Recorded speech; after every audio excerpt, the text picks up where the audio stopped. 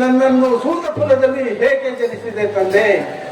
ಪ್ರತಿ ಕ್ಷಣದಲ್ಲೂ ಅಪನಂದನೆಯನ್ನು ಹೇಗೆ ಸಹಿಸಲಿ? ನನ್ನ ಹಣವರವಿದ್ದಂತೆ ಆಗಲಿ.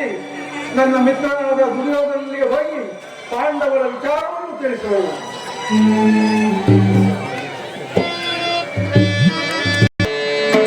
ಯುವರಾಜ, ನಾನು ಮಿತ್ರ ಕರ್ಣ. ಯುವರಾಜ, ನನ್ನನ್ನು ಕ್ಷಮಿಸಬೇಕು. ಮಿತ್ರ ಕರ್ಣ, ನೀನೇನು ತಪ್ಪು ಮಾಡಿದೆ? ದಯಮಾಡಿ ನನ್ನನ್ನು ಕ್ಷಮಿಸಬೇಕು ದುರ್ಯೋಧನ. ಹೇ ಮಿತ್ರ ಕರ್ಣ, ನೀನೇನು ತಪ್ಪು ಮಾಡಿದೆ? ನೀನೇಕೆ ಕ್ಷಮೆ ಕೇಳುವೆ? ಸತಿಪತಿಯರ ಶೃಂಗಾರ ವ್ಯವಸ್ಥೆಗೆ ಅಡ್ಡಿಪಡಿಸಿದ್ದಕ್ಕೆ ಕರ್ಣ. ಮಿತ್ರ, ನಾನು ನಿನ್ನ ಯಾವ ಯುವರಾಜನೂ ಅಲ್ಲ, ನೀನು ಯಾವ ನನ್ನ ಪ್ರಜೆಯೂ ಅಲ್ಲ. ನಮ್ಮಿಬ್ಬರ ದೇಹ ಎರಡು, ಜೀವ ಒಂದು ಎಂದು ತಿಳಿದಿರುವನು ನಾನು. ನೀನು ಇಲ್ಲಿಗೆ ಯಾವಾಗ ಬೇಕಾದರೂ ಬರಬಹುದು, ಹೋಗಬಹುದು. ಅದು ಈ ನನ್ನ ಪ್ರಾಣ ಮಿತ್ರ ಮಾತ್ರ. ದುರ್ಯೋಧನ, ನೀನು ನನ್ನ ಮೇಲಿಟ್ಟಿರುವ ನಂಬಿಕೆ ವಿಶ್ವಾಸಗಳ ಋಣವನ್ನು ನಾನು ಹೇಗೆ ತೀರಿಸಿಕೊಳ್ಳಲಿ ಮಿತ್ರ? ಮಿತ್ರ ಕರ್ಣ, ಇಷ್ಟಕ್ಕೆ ಕಣ್ಣೀರೇಕೆ ಮಿತ್ರ? ದುರ್ಯೋಧನ, ನಾನು ನಿನ್ನ ಮಾತುಗಳನ್ನು ಕೇಳುತ್ತಾ ಇಲ್ಲಿಗೆ ಬಂದ ಕಾರ್ಯವನ್ನೇ ಮಾತಾಡ್ತಾನಲ್ಲ. ಏನದು ಮಿತ್ರ? ನಿನ್ನ ಆಪ್ತ ಮಿತ್ರರಾದ ಶಿಶುಪಾಲರನ್ನು ಶ್ರೀಕೃಷ್ಣನು ತನ್ನ ಚಾಣಾಕ್ಷತನದಿಂದ ಸುದರ್ಶನ ಚಕ್ರವನ್ನು ಅಸ್ತ್ರವನ್ನಾಗಿ ಮಾಡಿಕೊಂಡು ಅವನ ರುಂಡವನ್ನು ವಧಿಸಿದನು.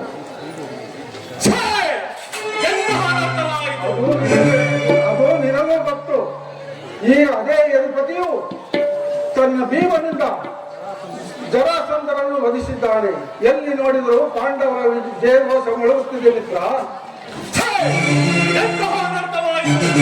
ನನ್ನ ಮಿತ್ರರಾಗಿದ್ದ ಜರಾಸಂಧ ಹಾಗೂ ಶಿಶುಪಾಲರು ಹತರಾದರು. ಆ ಪಾಂಡವರ ಸಾಲು ಗೆಲುವನ್ನು ಕೇಳಿ ನನಗೆ ಬೇಸರವಾಗಿದೆ. ಅಲ್ಲದೆ ಇನ್ನೊಮ್ಮೆ ಇಂದ್ರಪ್ರಸ್ಥದಲ್ಲಿ ನನಗೆ ಮಾಡಿದ ಅಪಮಾನವನ್ನು ಸ್ಮರಿಸಿಕೊಂಡರೆ ನನ್ನ ದೇಹದಲ್ಲಿ ರಕ್ತವು ಕುದಿಯುತ್ತದೆ. ಶಾಂತರಾಗಿ ಯುವರಾಜ, ಶಾಂತರಾಗಿ. ಅವರ ಹಟ್ಟಾಸ ಹೆಚ್ಚು ಕಾಲ ಉಳಿಯುವುದಿಲ್ಲ. ಉಳಿಯಕೂಡದು, ಉಳಿಯಬಾರದು. ವಿತರಿಸುತ್ತಾನಾಗಬೇಡ ದುರ್ಯೋಧನ.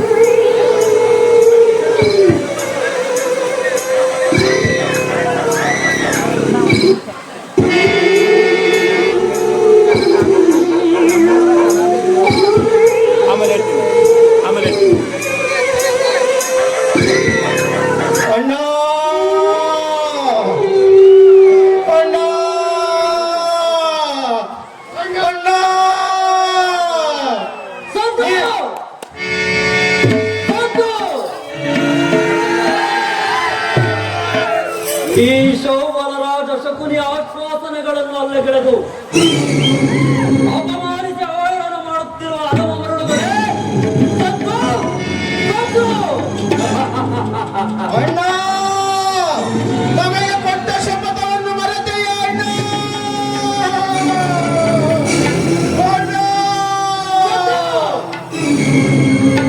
ಏಕೀ ಕುಕ್ಷಿ ಬಗೆವ ಕೂಹಕ ಕಂಡದ ಕರ್ಕಶ ಕೇಕೆ ಏನೀ ಪ್ರಳಯಾಗ್ನ ಜ್ವಾಲೆಯನ್ನೇ ಪ್ರಚೋದನೆಗೈಯುತ್ತಿರುವ ಪಾಂಡವ ನೃತ್ಯ. ಅಖಂಡ ಅಖಂಡ ಭರತ ಖಂಡದ ಮೋಹಕ ಕುಕ್ಷಿಕತೆಯ ಪ್ರವೀಣ ಆಶ್ಚರ್ಯದ ಮಹಾನಿಪುಣ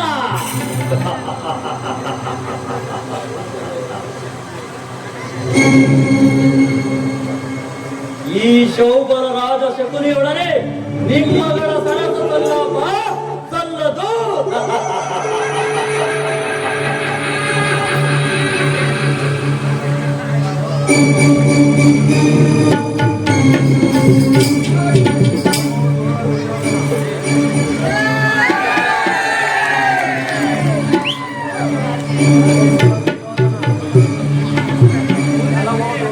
ಎಲ್ಲವೋ ಗುರುಳ ದುರ್ಯೋಧನನೇ ಕೇಳು. ನನ್ನ ಜನ್ಮದಾತನನ್ನು, ನನ್ನ 99 ಮಂದಿ ಸಹೋದರರನ್ನು ಕತ್ತಲೆಯ ಕಾರಾಗೃಹದಲ್ಲಿರಿಸಿ ದಿನಕ್ಕೊಂದು ಇಡೀ ಅನ್ನವನ್ನು ಒಳಲಿ ನೀರನ್ನು ಕೊಡುತ್ತಿದ್ದೆ. ಅದರಿಂದ ಅವರ ಉದರ ಪೋಷಣೆಯಾಗದೆ ಎಲ್ಲರೂ ಸೇರಿ ತುತ್ತು ಅನ್ನವನ್ನು ಒಳಲೆ ನೀರನ್ನು ನನಗಿತ್ತು. ಅಣ್ಣ ಶಕುನಿ, ಬೇಡನ್ನು ತೀರಿಸಿಕೋ ಎಂದು ವಾಗ್ದಾನವನ್ನು ಪಡೆದು ಒಬ್ಬೊಬ್ಬರಾಗಿಯೇ ಹತರಾಗಿ ಹೋದರು. ಹತರಾಗಿ ಹೋದರು.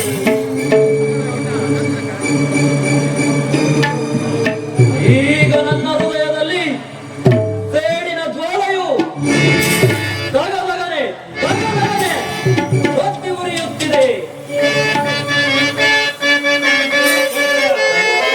ಈಗ ನನ್ನನ್ನು ಕಾಡುತ್ತಿರುವುದು ಒಂದೇ ಸೇಡು.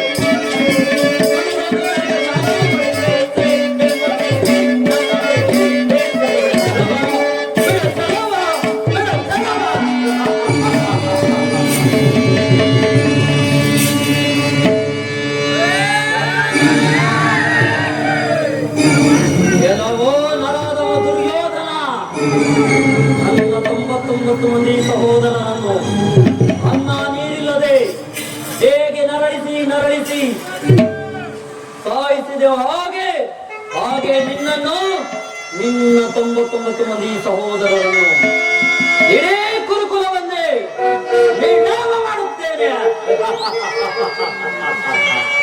ಇನ್ನು ಮುಂದೆ ನೋಡುತ್ತಿರು ಈ ಶಕುನಿಯ ಆಟ. ನಿನಗೆ ಹಿಡಿಯುವುದು ಶನಿಯ ಕಾಟ.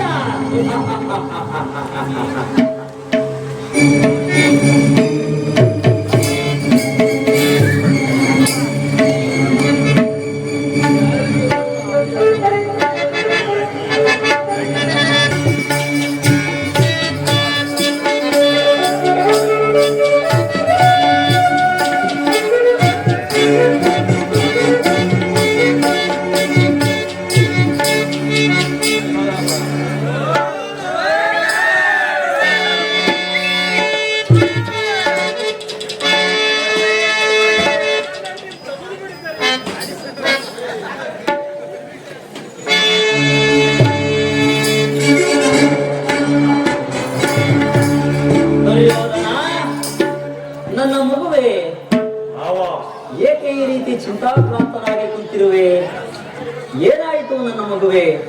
ಅದಕ್ಕೆ ತಕ್ಕ ಪರಿಹಾರವನ್ನು ನಾನು ಹುಡುಕುತ್ತೇನೆ. ಏನಾಯಿತು ಹೇಳು ನನ್ನ ಕಂದ. ಮಾವ, ನೀನು ಕೂಡ ನನ್ನಲ್ಲಿ ಪರಿಹಾಸ್ಯ ಮಾಡುವೆಯಾ? ಆ ಪಾಂಡವರ ಸಾಧಿಸುವ ಗೆಲುವನ್ನು ಕೇಳಿ ನನಗೆ ಬೇಸರವಾಗಿದೆ. ಅಲ್ಲದೆ ಆ ಪಟ್ಟ ಭೀಮನನ್ನ ಹೆಸರು ಕೇಳಿದರೆ ನನ್ನ ದೇಹದಲ್ಲಿ ರಕ್ತವು ಕುದಿಯುತ್ತದೆ ಮಾವ, ಕುದಿಯುತ್ತದೆ. ಬಂಡ ಭೀಮನಲ್ಲ, ಪ್ರಚಂಡ ಭೀಮ, ಪ್ರಚಂಡ ಭೀಮ. ಒಡನೆ ಉಳಿದಿರುವ ಬೆಂಕಿಗೆ ತುಪ್ಪ ಸುಡಬೇಡ ಮಾವ. ಅವನು ಬಂಡನೂ ಅಲ್ಲ, ಪ್ರಚಂಡನೂ ಅಲ್ಲ. ನಿನ್ನ ಮುಂದೆ ಅವನು ಏನೂ ಅಲ್ಲ. ನಾನು ಸುಮ್ಮನೆ ಹೇಳಿದೆ ನನ್ನ ಮಗುವೆ. ಮಾವ, ಆ ಮುಳ್ಳನ್ನು ಮುಳ್ಳಿಂದ ಕೀಳಬೇಕು ಎಂಬಂತೆ ಆ ಪಾಂಡವರ ಮೇಲೆ ನೇರವಾಗಿ ಯುದ್ಧವನ್ನು ಮಾಡಿ ಧ್ವಂಸ ಮಾಡಿಬಿಡುತ್ತೇನೆ.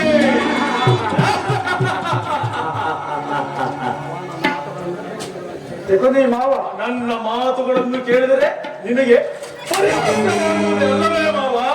ಅಲ್ಲಯ್ಯ, ನಿನ್ನ ಮಾತುಗಳನ್ನು ಕೇಳಿದರೆ ನಗದೆ ಇನ್ನೇನು ಮಾಡಲಯ್ಯ. ಶಕುನಿ ಮಾವ, ಪರಿಹಾರ ಹುಡುಕುತ್ತೇವೆ ಎಂದು ಹೇಳಿದವರು ಈಗ ಪರಿಹಾಸ ಮಾಡುತ್ತಿರುವರವ. ಕರ್ಣ, ಪಾಂಡವರನ್ನು ಯುದ್ಧ ಮಾಡಿ ಧ್ವಂಸ ಮಾಡುವುದಕ್ಕೆ ಅವರೇನು ಕುರಿಗಳೋ ಕೋಳಿಗಳೋ? ದುರ್ಯೋಧನ, ಮಾವ, ರಾಜಸುಯಾಗದಲ್ಲಿ ಭೀಮನು ಜರಾಸಂಧನನ್ನು ಹತ್ಯೆ ಮಾಡಿದ ವಿಚಾರವನ್ನು ಈಗ ತಾನೇ ಈ ಕರ್ಣನಿಂದ ನೀನು ತಿಳಿದುಕೊಂಡಿರುವೆ. ಇನ್ನು ಆ ಅರ್ಜುನನು ಪಾಂಡವನದ ದಹನದ ಸಮಯದಲ್ಲಿ ಮಾಡಿದ ಪರಾಕ್ರಮವನ್ನು ನೀನು ತಿಳಿದಿಲ್ಲವೇ ನನ್ನ ಮಗುವೆ? ತಿಳಿದಿರುವೆ, ಆದರೆ ಏನು ಮಾಡುವುದು? ಎಲ್ಲ ತಿಳಿದಿದ್ದರು ತಿಳಿದು ಬಿಡುವೆ, ಕೊಂದು ಬಿಡುವೆ ಎಂದು ಹೇಳುವೆಯಲ್ಲ, ನಗದೆ ಇನ್ನೇನು ಮಾಡಲಿ ಹೇಳು. ಮಾವ, ಮುಂದೆ ಅವರನ್ನು ಯಾವ ರೀತಿ ಸಮಾಧಾನ ಮಾಡಬೇಕು ಅದನ್ನು ಹೇಳುವ ನೀನು. ಸುಯೋಧನ, ತಲೆ ಗಟ್ಟಿಯಾಗಿದೆ ಎಂದು ಬಂಡೆಗೆ ಬಡಿದುಕೊಳ್ಳಬಾರದು. ಬಂಡೆಯಷ್ಟೇ ಗಟ್ಟಿಯಾಗಿರುವ ಪಾಂಡವರ ಶಕ್ತಿಯನ್ನು ಯುಕ್ತಿಯಿಂದ ನಾಶಪಡಿಸಬೇಕು. ಸೋಲಿನ ಮೇಲೆ ಸೋಲುಣಿಸಿ ಅಪಮಾನ ಮಾಡಬೇಕು ಸುಯೋಧನ. ಮಾವ, ಮುಂದೆ ಯುದ್ಧದ ಹೊರತು ಅನ್ಯ ಮಾರ್ಗ ಏನಿರುವುದು ಮಾವ? ಶಕುನಿ ಮಾವ, ಪರಿಹಾರವಿಲ್ಲದಿದ್ದರೆ ಹೇಳಿ, ನಾನೇ ಅವರ ಮೇಲೆ ಯುದ್ಧ ಮಾಡುತ್ತೇನೆ. ಸುಯೋಧನ, ಮಾವ, ಆಡಿಸುವೆ ಆಡಿಸುವೆ.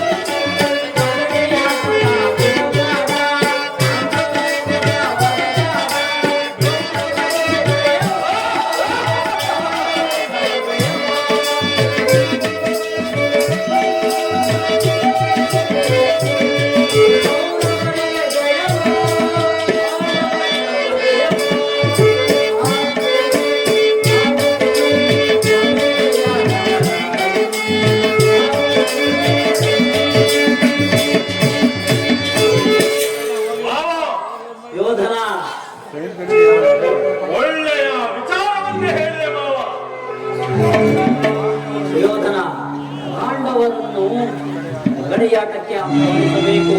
ಆ ಆಟದಲ್ಲಿ ಅವರನ್ನು ಸೋಲಿಸಿ ಅವರ ರಾಜ್ಯ ಸಂಪತ್ತನ್ನು ವಶಪಡಿಸಿಕೊಳ್ಳಬೇಕು. ಅಲ್ಲದೆ ಅವರನ್ನು ದಾಸರನ್ನಾಗಿ ಮಾಡಿಕೊಳ್ಳಬೇಕು. ಆದ್ದರಿಂದ ಅವರನ್ನು ಜೂತದಾಟಕ್ಕೆ ಬರುವಂತೆ ಪ್ರೇರೇಪಿಸಬೇಕು. ನಂತರ ನೋಡು, ಈ ನನ್ನ ದಾಳಗಳ ಮಹಿಮೆಯನ್ನು ಭಲೇ ಮಾವ, ಭಲೇ. ಮಾವ, ಆ ಪಾಂಡವರನ್ನು ಜೂದಲಾಟಕ್ಕೆ ಕರೆಯುವ ಬಗೆ ಹೇಗೆ ಮಾವ? ಆ ವಿಚಾರವನ್ನು ನಿನ್ನ ತಂದೆಯಾದ ಧೃತರಾಷ್ಟ್ರನಿಗೆ ಬಿಡು. ಏಕೆಂದರೆ ಆ ಪಾಂಡವರು ನೀನು ಕರೆದರೆ ಬರುವುದಿಲ್ಲ. ನಿನ್ನ ತಂದೆಯ ಕಡೆಯಿಂದ ಆಹ್ವಾನ ಹೋದರೆ ಖಂಡಿತವಾಗಿ ಬರುತ್ತಾರೆ. ಭಲೇ ಮಾವ, ಭಲೇ. ನಿನ್ನ ಸಲಹೆಯಂತೆ ಆಗಲಿ. ನಡೆ ನಡೆ ಮಾವ, ಹೋಗೋಣ. ನಡೆ, ನಡೆ.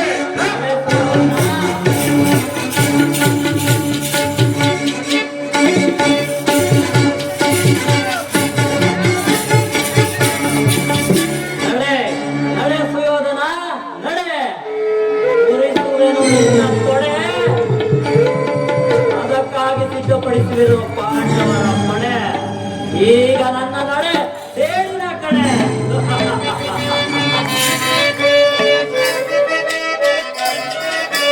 ತೇರಿನ ತರ್ಪದ ಹೆಡೆಗೆ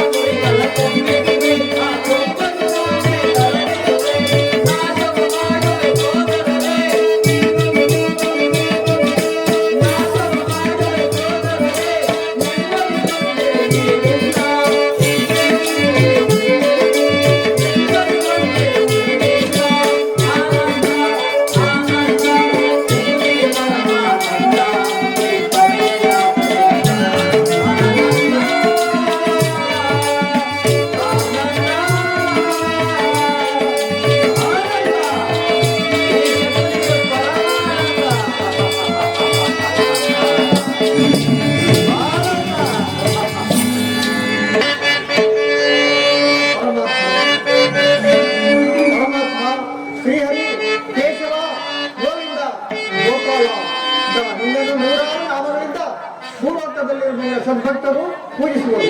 ಅವರೆಲ್ಲರಿಗೂ ಚಂದ್ರನೂ ತುಂಬ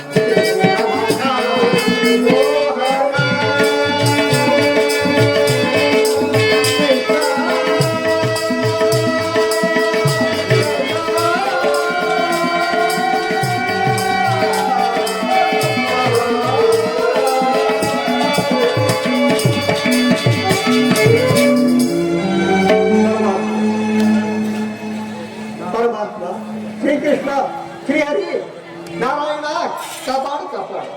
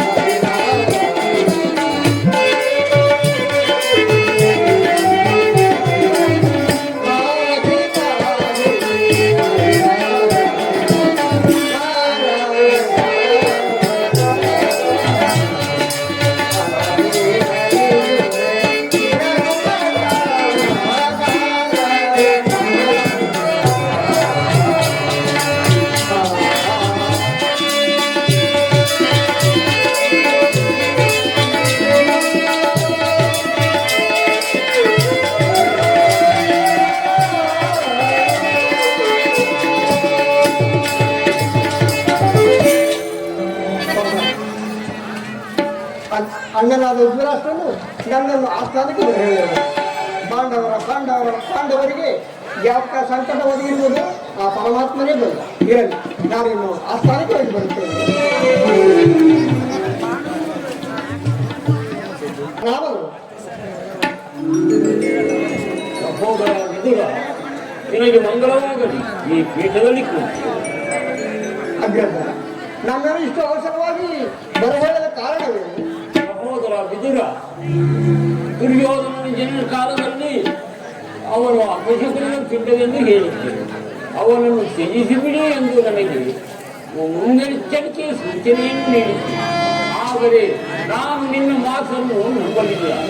ಈಗ ನಿನ್ನ ಮಾತನ್ನು ನಾನು ನಂಬಬೇಕಾಗಿ ಸತ್ಯವೆನಿಸುತ್ತದೆ.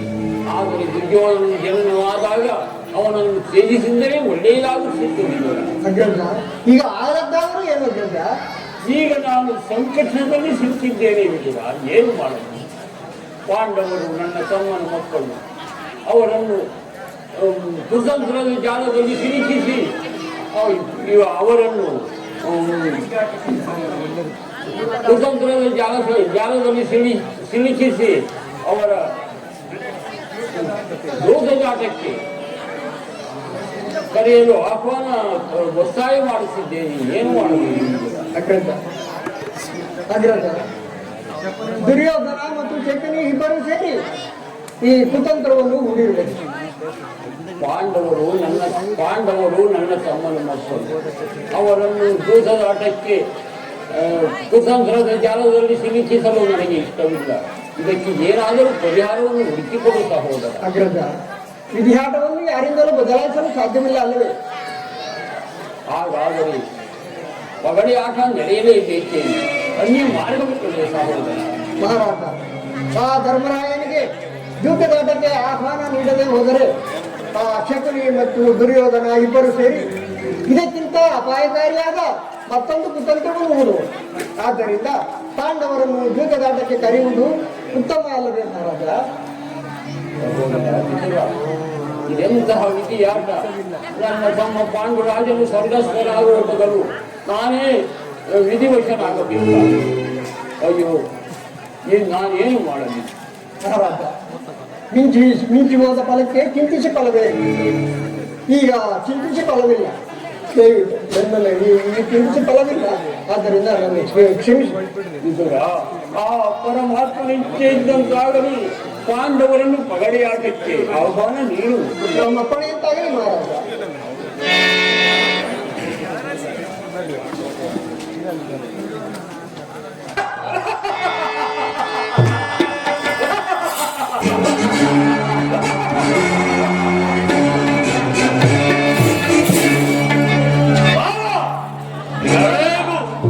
ತಂದೆಯವರು ಚಿಕ್ಕಪ್ಪನಿಂದ ಪಗಡೆ ಆಟಕ್ಕೆ ಬರಲು ತಂದೆಯವರ ಕಡೆಯಿಂದ ಆಹ್ವಾನ ಮಾಡಿ ಆಜ್ಞೆ ಮಾಡಲು ಆಜ್ಞೆ ಆಯಿತು. ಮಾಡಲೇಬೇಕು, ಬೇರೆ ಮಾರ್ಗವೇ ಇಲ್ಲ. ವಿನಾಶಕಾಲೇ ವಿಪರೀತ ಬುದ್ಧಿ. ಯಾರಿಗೆ ಮಾವ ವಿನಾಶಕಾಲ? ನಿನಗೆ ಮಾವ ನಿನಗೆ ಪರಮ ವೈರಿಗಳಾದ ಆ ಪಾಂಡವರಿಗೆ ಸರಿಯಾಗಿ ಹೇಳಿದೆ ಮಾವ. ಮಾವ ಯೋಧನ, ನನಗೊಂದು ಅನುಮಾನವಿರುವುದು ಮಾವ. ಏನದು ನಿನ್ನ ಅನುಮಾನ? ಈ ನಿನ್ನ ದಾಳಗಳು ನಮ್ಮ ಪರವಾಗಿ ಬಿದ್ದು ಗೆಲುವು ನಮ್ಮದೇ ಎನ್ನುವುದಕ್ಕೆ ವಿಶ್ವಾಸ ಮಾಡುವುದು ಏನಿರುವುದು ಮಾವ? ಯೋಧನ, ಅಯ್ಯೋ ನನ್ನ ಮರುಳಿ ಹೇಳುತ್ತೇನೆ ಕೇಳು. ಇವು ಸಾಮಾನ್ಯವಾದ ದಾಳಗಳಲ್ಲ, ಅಸಾಮಾನ್ಯವಾದ ದಾಳಗಳಿವು. ನನ್ನ ಜನ್ಮದಾತನ ಅಸ್ಥಿ ಮೂಳೆಗಳಿಂದ ಮಾಡಿದ ದಾಳಗಳಿವು. ಹಾಗಾದರೆ ಪರೀಕ್ಷಿಸೋಣವೇ? ಆಗಬಹುದು. ನನ್ನ ಸಂಖ್ಯೆ 5. ಪಿತೃದೇವೋಭವ. ಏ, ಬರೋ ಮಾವ. ಅವನೆಂದರೆ ನೀವೇ ಮಾವ. ಮತ್ತೊಮ್ಮೆ ಪರೀಕ್ಷಿಸುವೆ? ಮತ್ತೊಮ್ಮೆ ಪರೀಕ್ಷಿಸೋಣವೇ ಮಾವ? ಸಂಖ್ಯೆಯನ್ನು ಹೇಳು. ನನ್ನ ಸಂಖ್ಯೆ 6. ಪಿತೃದೇವೋಭವ.